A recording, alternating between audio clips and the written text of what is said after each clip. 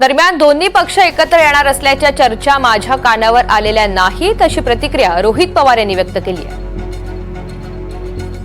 त्यांना वाटतं की दोन्ही राष्ट्रवादींनी एकत्र आलं पाहिजे, एक संघ राहिला पाहिजे। आजच्या वर्धापन दिनानिमित्त अनेक जण बोलून लागत आहेत त्यांच्या भागात। तुम्हाला काय वाटतं, खरंच भविष्य काळामध्ये हे घडायला हवं?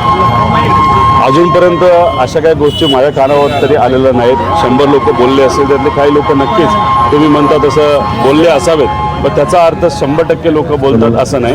आज आपल्याला बघावं लागेल की आज लोक काय मत व्यक्त करतात। तर एकत्र येण्याच्या चर्चा फक्त माध्यमांमध्ये सुरू असल्याची प्रतिक्रिया अनिल देशमुख यांनी व्यक्त केली आहे। आज त्याबाबत काही पवार साहेब भाष्य करतील ते काय? मी अनेकदा सांगितलं, ही चर्चा चालू आहे, ही माध्यमाच्या माध्यमातून चालू आहे। तुम्हीच लोक चर्चा चालू करता।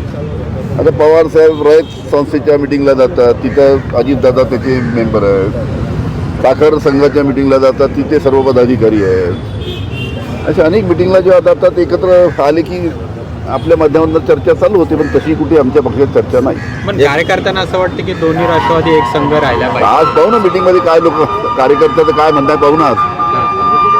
आपल्यासोबत रोहित पाटील आहेत। या वर्धापन दिनाच्या निमित्ताने तेही इथे उपस्थित झाले आहेत। आजचा वर्धापन दिन होताना तुम्ही त्यांचे खंदे समर्थक आहात साहेबांचे। आज वर्धापन दिन होतोय, काय सांगाल की आज काय बोलतील साहेब आणि पुढे कशी दिशा? आज 26वा वर्धापन दिन साजरा होतोय। गेल्या 26 वर्षामध्ये पक्षानं महाराष्ट्राच्या विकासामध्ये अत्यंत महत्त्वपूर्ण योगदान बजावलेलं आहे आणि अनेक चढ उतार हे राजकारणामध्ये कुठल्याही राजकीय पक्षाला बघावे लागतात, पण आम्ही सगळे आज कुठल्याही पद्धतीमध्ये साहेबांना समर्थन मोठ्या प्रमाणात देण्यासाठी इथं आलेलो आहे आणि येत्या काळामध्ये साहेब जे मार्गदर्शन करतील त्या दिशेनं आम्ही सगळेजण वाटचाल करू हे निश्चित साहेबांना विश्वास देण्यासाठी इथं आलेलो आहे। युवक म्हणून तुम्ही कसं पाहताय? कारण खरं तर युवकांचं संघटन हे पुढच्या काळात खूप गरजेचं आहे। शरद पवार ज्येष्ठ नेते आहेत, ते नेहमी युवकांवर विश्वास ठेवतात।